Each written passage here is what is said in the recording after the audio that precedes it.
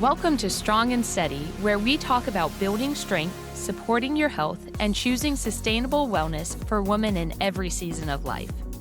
And I'm Brittany. I'm here with my co-host, Jessica. She's a mom of 4 littles with such a grounded, realistic approach to balance for low-tox living.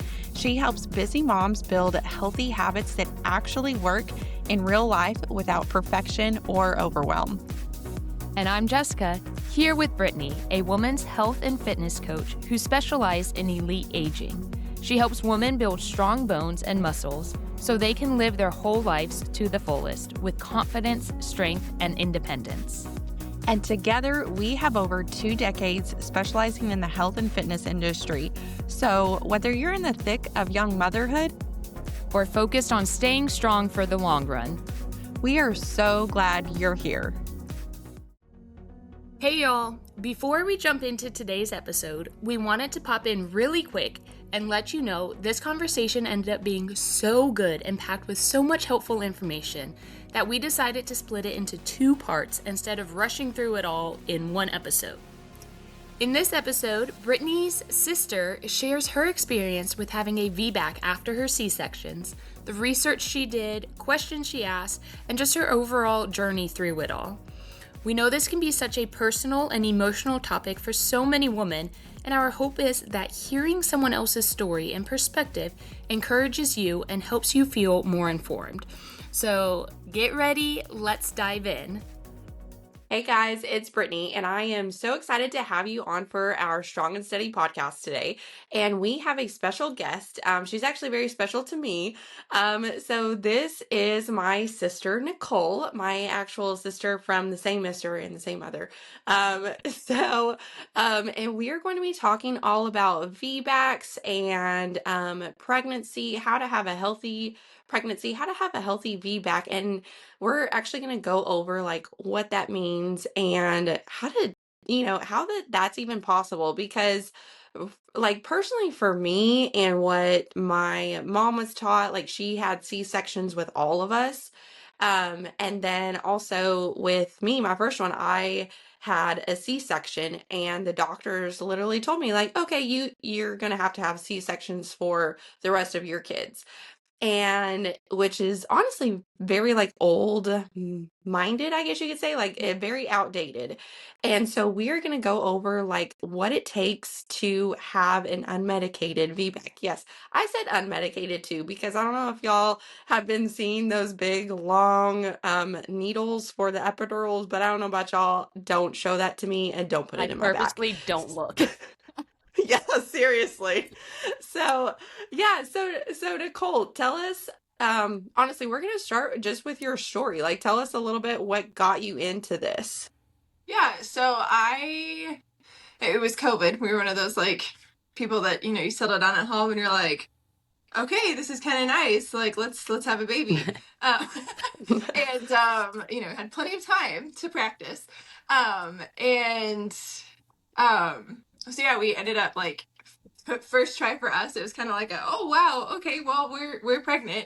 And we were incredibly excited. And I remember Brittany had texted me saying like, are you gonna induce? And I was like, oh, of course I'm gonna induce. Like, I'm Mrs. On a schedule. And then you start seeing things in your Instagram feed, or you start hearing people talk and you're like, oh, that's actually not that healthy. Like, that's like, so I know some people that have had inductions and like it's worked out great. But when you look at medical as a whole, it's not like that healthy. And so I started taking this birth class called Mama Natural, and it was like how to have a natural birth. And so I got a lot of good information and got a lot of like my why for when I wanted to go unmedicated. But I was also working at the time. I was traveling in my car a lot. So I was sitting in the car, sitting at the desk. I was working like 60, 70-hour weeks. It was during the 2020 political cycle, which is where I worked. And baby's positioning was just terrible. He like had his butt stuck in my pelvis, had his head stuck here the entire pregnancy. And so he was breached the whole time. And I started seeing a chiropractor. I saw her too late, started doing some stuff, but it was too late because I was too tight. He was stuck. And my sedentary lifestyle just kept him there. And by the time you get home from work, you're like, okay, we're just getting Whataburger and we're sitting on the couch and we're watching Yep. Netflix because like pregnancy is so exhausting. So exhausting. It like takes so much of your energy. Well worth it, but exhausting. And then at 36 weeks and 4 days, I started having contractions. Um, my husband was actually like at a birthday weekend, like 30 minutes up the road on the island, and Brittany came to stay with me for just in case. We're like, it won't happen because babies come late, but we'll just have her just in case. And like all night, I was like, man, I feel like I'm like on my period. Like these cramps are so bad, but then they like stop and then they come back. And my friend's like, you're having contractions. I was like, oh, okay. And then I didn't want to go to the hospital. It was 2020. Like the hospitals were super depressing. Like it was just hard to go. Like I couldn't take my husband to my appointments with me because of like rules and stuff. And I was just like, I didn't want to go to the hospital. I was like, no, it's okay. Like I'll just labor at home. And then I started to show some signs that were not that great. And my friend was like, just go to the hospital. Like go to your doctor.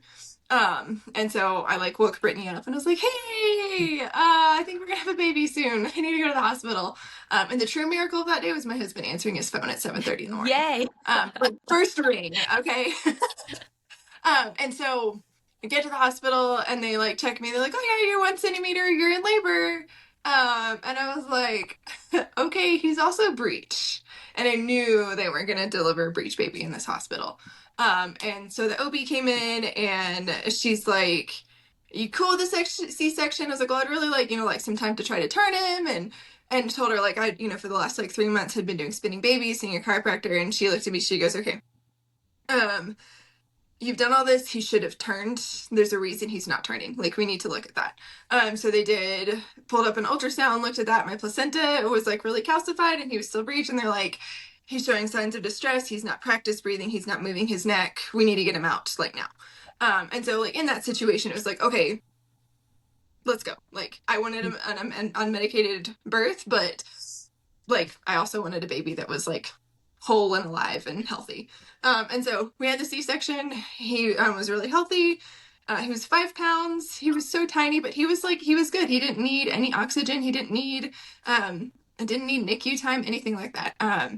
And so he grew up. He's very healthy, very, very, very healthy. Like you would never know that he was born a little premature. And so then you become a mom and you start looking into things, and it's like you start to see how the world is set up and how it's like basically setting people up to fail health wise. And so I became very, very, very, very crunchy. To the point where doctors kind of cringed when they saw me coming. We've worked on relationships now with a few of them, but like, there's certain doctors that I'm just like, we're never going to get along. And so I knew I didn't want another C-section. And my motivation behind that was you can't pick up anything for 6 weeks. And I was like, that was fine when I had one baby and I could pick him up and I could hold him. People could grab the car seat, but like suddenly, I'm pregnant again and I've got a 2.5-year-old who loves to be held. Mm-hmm. And I'm like, I don't want to have to be like, no, mommy can't hold you. Mommy can't hold you. Mommy can't hold you for 6 weeks. Cause like the transition into being a sibling is very, very difficult without having your mom. So that was like my core motivation behind going for a VBAC. And then just seeing how many times the medical system had failed me up until then and knowing that I had to take my health into my own hands. That's awesome. Yeah.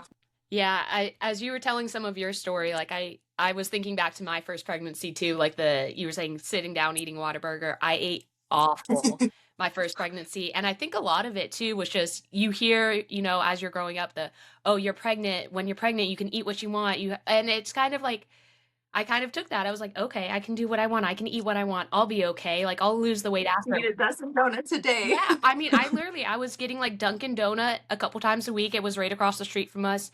Probably 3 to 4 times a week from work. I had an hour lunch break. We had Chick-fil-A, Cookout, and Pizza Hut, all within driving distance. And I would either go to Chick-fil-A and get a meal, a Coke, and a milkshake, or I'd go get my personal pizza with a soda and stop at Cookout for a shake, like 3 to 4 times a week. It was awful.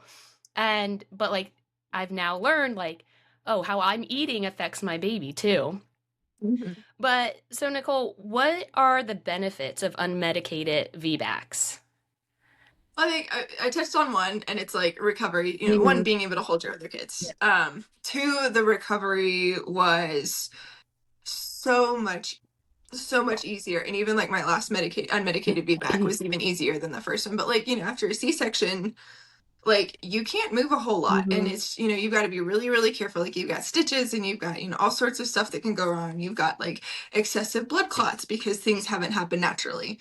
And so like one is like recovery time is a whole lot easier. With my second, I still dealt with some stuff because, and I'll touch on that when we talk about providers, but like the recovery was just like night and day difference. My mental health was much different. I dealt with severe postpartum anxiety after my C-section. I'm very, very sensitive to pharmaceuticals.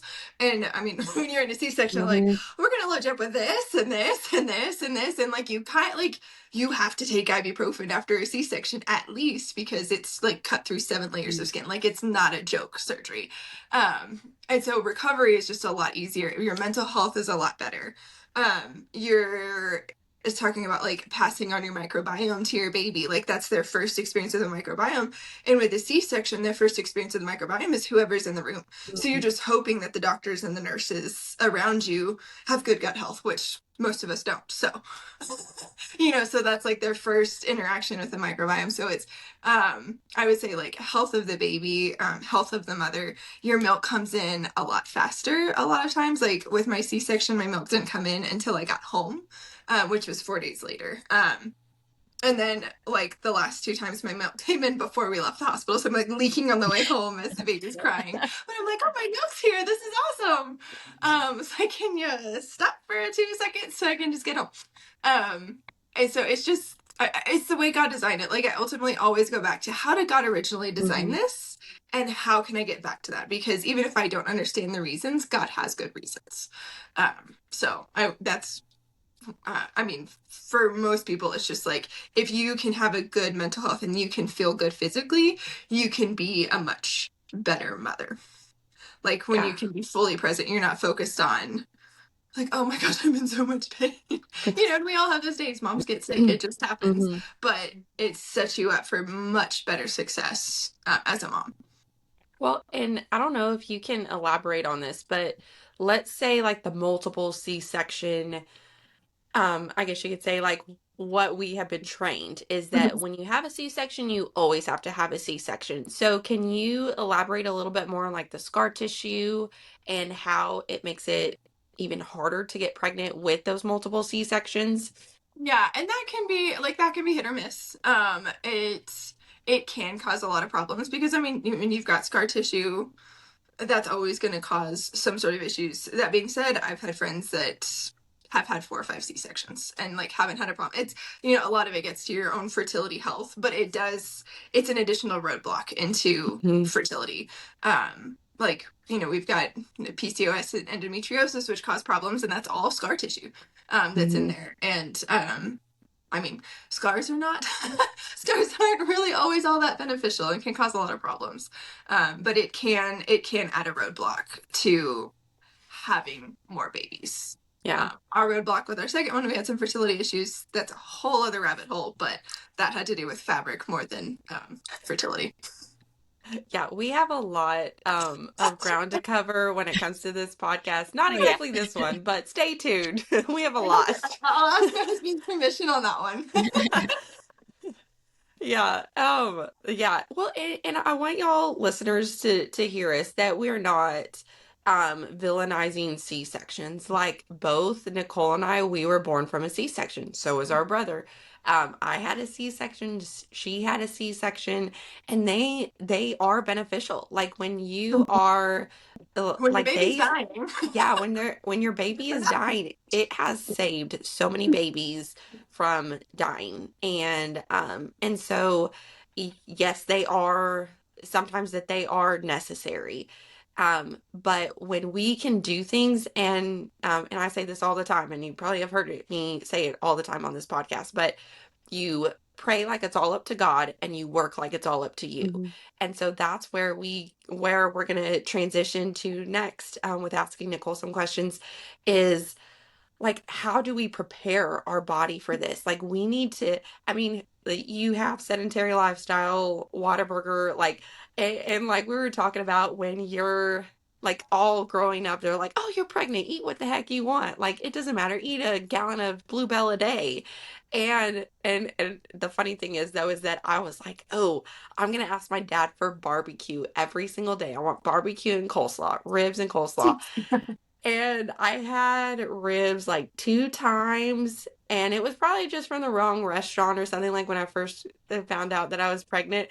And then after that I was like, don't let me touch it, don't let me smell it. Like, I'm going to throw up. This is not good. So I ended up eating curry like the whole time. But anyway, whole other side note. So Nicole, what should we do to prepare for a VBAC? So if you're like, let's say that you're not pregnant and you're like, okay, I want to do a VBAC. So if you're not pregnant, one, focusing on your fertility, eating good nutritional foods. I started preparing I started preparing my body before we conceived our second one, and had plenty of time because of certain fertility issues on the other side. But I mean, it was like I would drink bone broth in the morning before coffee. Like I began to crave it. We were eating really, really nutrient dense foods. I started following Noelle Kovari on Instagram and got a lot of her recipes. So like focus on protein, focus on hormone health. Got myself balanced out. So that's like one thing. And being active. Like I had gone from a sedentary lifestyle to an active lifestyle. And like naturally you transition into more active lifestyle when you have kids, especially when you have really, really, really wild boys.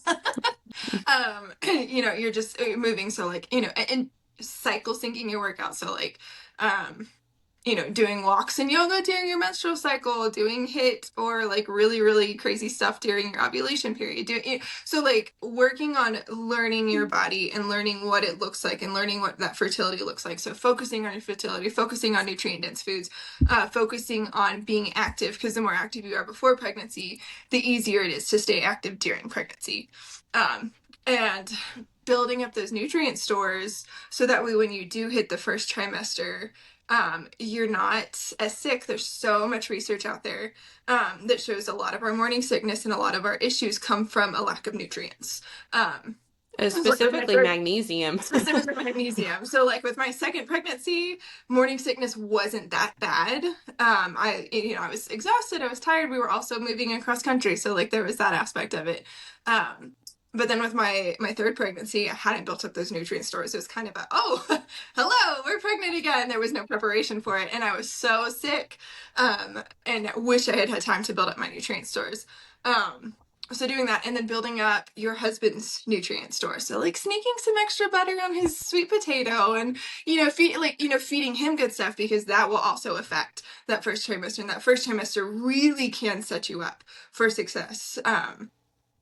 And so, like, if you are looking at getting pregnant, try to give yourself 6 to 4 months of just really, really building up your egg health, building up sperm health, building up your body health, working out, just building up and like laying a good, solid foundation for getting pregnant. That's awesome. So, what would you say for someone who's like, let's say that they are currently pregnant and they would like to do a VBAC and stuff? And, I mean, obviously I don't want to say like it's too late or too early. What would you say to that? I would say first, it's pregnancy is a physical game, but most of it is a mental game. So deciding in your head at almost whatever cost, I'm going to have a VBAC. And I'm like, the cost stops at like, if it's my life or if it's my baby's life, screw it, we're getting another C-section. But like at almost any cost, so like, I'm not gonna be buying clothes because I'm gonna be spending that money on a chiropractor, or I'm gonna be, having uncomfortable conversations with my provider to see if they're the right person. Or I'm not going to be going through the Starbucks drive-through. I'm going to be doing like a good coffee at home with some ghee or something. So like deciding like at whatever cost, like I'm waking up or I'm staying up, I'm, doing whatever it takes to get to that position. So like getting that mental in your head, I have to be okay with being uncomfortable. Especially when you have like a premature birth and then you like have to wait full term. That was very uncomfortable for me. So yeah, getting in your head and like deciding this is what I'm going to do, and I'm going to do it except for the cost of life. And then the second thing, and this is the most important, is finding a provider that supports you. It could be a midwife, it could be a home birth midwife, it could be an OB. It's finding the right provider. It's not just like, oh, we'll have a midwife, so this will work, because there's some terrible midwives out there. Or it's not like, oh, well, I'm finding a natural, like someone says, oh, like they're more of a natural OB, and they cannot be supportive. Like, for example, I went and I knew I was gonna have another C-section if I stayed at this one hospital. And the doctors were just like, oh, you're a great candidate for VBAC. And that was all she said about it. And it was, there was a lack of care there. They didn't even decide to tell me, hey, you're anemic. During your first trimester, maybe you should like take some iron pills or something. Like, there was just no communication. She was not supportive. She was like, oh yeah, like if you want to do it, that's fine. But there was no actual support. When we moved and it came to this new provider, I knew she was really good because I told her, I said, I want to be back, and like I want it at whatever cost. And she said, okay, you need to get a doula. You need to start working out. You need to see a chiropractor. You need to stay active. Like, she told me, these are the things that you need to do. It wasn't just me coming and saying, oh, well, I want to be back and this is what I'm doing. She's like, okay, that's great. Here's the things you need to do to set yourself up for success. So start to look for that in your provider. Ask around, and don't be afraid to fire your provider. If you're there and you're like, you know what? We're just not getting along. I recently had a friend who, she had a stillbirth at 30 weeks, which was so sad. And then she was pregnant again, and she went back to the same doctor, and this doctor just wasn't listening to her. And so, like, I think she was like 32 weeks and switched providers. She was like, you know what, we're not getting along. And she ended up having this sweet chunky baby, completely natural, because she had switched providers and the providers were supportive of that. So finding that provider that is supportive, asking around, asking other moms, hey, have you had a VBAC? Who is your provider? Like, Facebook mom groups are the absolute worst, but absolute best for that information. You can find who not to go with and who to go with. Correct.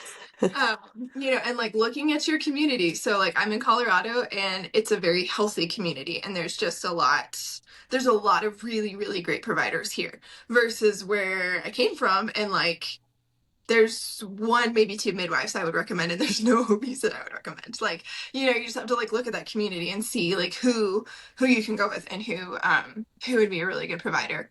And then like the third thing, similar to like when you're looking at getting pregnant, is supporting your health. So making sure you're eating nutrient dense, making sure you've got really good supplements. I love food-based supplements. Doing exercising how your body can was my second. Like I said, we were moving during the first trimester, and there just wasn't a lot of time to work out. I was working out by packing and moving and stuff. So when we got here, I joined a yoga class, and I went to yoga twice a week. And I remember being in, I think it was downward dog, and all of a sudden I felt Archer like slip up, because he was head up. It's like same with all my others. I remember feeling him like slip up and out and flip. Like, I felt him flip into head down position from being able to work out and stretching and moving. So definitely get to like a yoga or something that's going to allow your body to relax so you can make space for baby. There's this thing called spinning babies. Look it up, write down the exercises, do them every day. You're going to look really funny sometimes, but it's stuff that helps support and make your pelvic floor strong during pregnancy, and also stretches out and makes room for the baby. Eating really, really nutritious food, that makes such a difference in your pregnancy. It makes a difference in you being able to work out. It also makes a difference in your baby being healthy and being able to get into that right position. Babies are very intuitive, and they want to go head down, and they want to go, the best position is left occiput anterior, so they're on the left side with their back out to you and their head down. That's the best, easy, quickest. Thankfully my second was right occiput anterior, because had he been left, I probably would have had it at home, because those third babies are like, oh, slip it. That's how ours was. Told me that your third was like very quick, and it was accidentally unmedicated. And I was like, yep, those third babies. I found the papers recently. It said delivery less than 5 minutes in the room. Like, it was fast. She shot right out, and granted, she did come after a 10-pound baby. So yeah. yeah. It's crazy. And then I would say finding friends that have had a VBAC. That was, for me, it was knowing that somebody else has done it. was so wonderful. And like the Lord blessed me with so many wonderful people that are like, oh, you're going for a VBAC? Yeah, that was, I had a C-section with my first because, they were breech or blah, blah, blah. And then went ahead and had an unmedicated VBAC. And I was like, oh my gosh, you can do it. Like, I'm not like insane and like wanting more than what's actually possible. And people that you can check in with and be like, dude, my mental health is like not that great. I'm freaking out.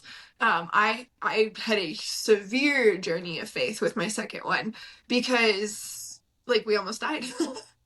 And we had a partial placental eruption, and he and I both almost died. Like I lost a lot of blood. It was crazy. And so when you go into a second pregnancy, you need people that are gonna like grab you by the face and say it's okay. Like take a deep breath. Like this isn't, that's not gonna happen again. You're doing good things. And like, and if you feel nervous, go get the baby checked out. So having those friends, having those supporters, and then like picking your birth team. Whether it's like paying for a doula. I didn't do that because I had my mom and I had my husband, and I had one of my husband's best friend's mom, who she's wonderful. She's like another grandma to my kids. She's been a labor and delivery nurse for 30 years, and so she was able to come into the hospital, and she actually kept us from having Archer in the toilet because that was where I was heading when I was ready to push. And so like finding that good team and then praying over it, because whether you're in a hospital setting or a midwife setting, a lot of times you don't have control over who is going to show up. I've never delivered a baby with the OB that I saw. Oh no. I always delivered with the on-call doctor. For my second pregnancy, the on-call doctor, she was good and she helped deliver, but she made me deliver on my back. She's like, well, with your history, I just want you to deliver on your back. And when I told my OB that I saw, she was quite upset about that. But then like, I knew for this third pregnancy, I was like, Lord, I need good people that are going to like be there, that are going to help me. And then I was like, if I can't deliver with my OB guide, give me a doctor that she says something that immediately lets me let my guard down. Because you're fighting labor, you don't want to also fight with a doctor. You also don't want to fight with your medical team. And she like walked in and they were like, oh, well, she's on hands and knees. Do you need us to like switch her around so you can check her? And she's like, no, she's fine. Like she's ready to push however she feels comfortable pushing. And I was like, okay, I can do this now. And then I had a nurse who was insanely incredible, and she was able to get an IV lock in my hand while I was pushing. And she was like really, really great. And I remember it was like I had maybe 2 more pushes. I didn't know it, but I only had 2 more pushes. And I was just like, at the part, I was like, I can't do this. I'm about to pass out. I can't do this. And she got in my ear and she goes, yes, you can do this. You are built for this. Mm. And it was this like switch that I needed. And I don't even know what this nurse looked like. Like I said, I was pushing. I didn't know what was going on in the world. And I just knew like these 2 providers were such an answer from the Lord, of people that were going to support me in that, because you don't have control, especially in a hospital setting. You don't have control over who's coming in your room. Now, if you don't like your nurse, you can absolutely request a different one. Like you have more authority in the hospital than they let you realize. But I haven't had to do that, thankfully. I generally like my nurses more than I like my doctor, I will admit. I think that's something we forget. I think that's something we forget too, is like us as the mom and the person in labor, we have the say. Like, yes, they're there to help us. They're there to help us deliver the baby, but ultimately it comes down to us. And that, like, I wish I knew that more with my first. I used it a little bit, like, since I'm diabetic, they wanted to induce me at 39 weeks. And I knew I did not want to be induced because I had seen, the stories of it going on for 3-4 days and ending in a C-section. Thankfully, that's not what happened for me, but still, like, I fought them. And the first nurse who walked in said, okay, so like you have it scheduled for February 5th. I said, what? And I scared this nurse so bad. I'm pretty sure she ran to the doctor and was like, get in there fast. And my doctor comes in. She's like, you're scheduled. You're having this baby February 5th. I said, no, I'm not doing it. She said, yes, you are. And I said, no, I'm not. And I left there with it still scheduled February 5th. 2 weeks. I told them I'm not showing up. I called them. I said, rescheduled. I called the hospital. They're like, it's not up to us. I called my doctor's office. I said, push it at least 2 days, but I'm not coming in on the 5th. And you know what? They pushed it 2 days. I was like, I have the power. I'm like, you can schedule it, but I don't have to show up. Well, and are they really going to come to your house Exactly. and grab you? No. No. Yeah. Yeah. Yeah, no, that's, yeah, and like knowing the authority, and my favorite question that I never had asked, but I like had it in my book was, is this law or is this just hospital policy? Because hospital policy is not law. And like thankfully, like with my OB, there were a few things that I wanted, and we had a conversation and we talked, and I went a little bit less natural on something because of the conversation we had and the data that she provided to me. But I did ask her, I was like, do I have to have this? Like, is this law or is this just policy? And she said, well, this is policy, but this is why we do it. And then there were other things where I'm like, I'm not comfortable with that. And she was like, okay, that's fine. Like, this is your body, your baby, your birth. And so, yeah, find that really good provider. If you're in Colorado, call me and I've got a great provider for you. So yeah, that would be, deciding that you want it, finding a good provider, setting yourself up physically, definitely look into spinning babies. Look into a Webster certified chiropractor. They're built for helping women get their baby in a good position. They're built for birth. They're phenomenal. Finding good friends that are VBAC mentors, or even people that you're just like, I need to reach out to you because I'm in a mental spiral. And then, praying and setting up your birth team. And then those people that you do know are going to be there, like, whether it's your husband or whether it's a doula, talking about your wishes. And I told my husband this last time, I was like, if I can't speak, you tell those nurses that if they try to put me on my back, I'm going to kick someone. And he doesn't want a lawsuit with the hospital. So we get in there and he knew my birth plan. And, so they're asking, and I'm in the middle of a contraction, not knowing that I'm at 9-10 centimeters at this point. And so she's asking, he's like, she wants to push however she wants to push. She wants, skin to skin right away. And he knew this is what's going to happen. This is what's going on. So working with the people, and you can ask my mom, you can ask my husband, or my first VBAC, I had a big old list. I wrote everything down. I'm very type A. But I wrote everything down of this is what I want my birth plan to be, so I could hand it to them. So that way, even if we had a conversation and they're in the moment of oh, well, I don't remember what she said, there was still something that they could fall back on. So I would highly recommend writing out that birth plan and not just discussing it, but giving it to the people that are going to be there with you. So that way they can support you while you're just being primal and having a baby. You shouldn't have to sit there and talk about stuff like that. All right, y'all. That wraps up part 1 of this conversation. We hope this episode encouraged you and gave you some really valuable insight and perspective. There was honestly just too much good information to cram it into one episode, so be sure to come back next week for part 2, where we continue the conversation and dive more into her VBAC journey after C-sections. And as always, if this episode resonated with you, feel free to share it with a friend or another mom who might need to hear it. We'll see y'all in the next episode. Thanks so much for hanging out with us today. If this episode resonated with you, we'd love for you to come hang out with us over on Instagram. You can find us at The Strong and Steady. And if you enjoyed today's conversation, be sure to subscribe and share this episode with a friend. We'll see you next time on Strong and Steady.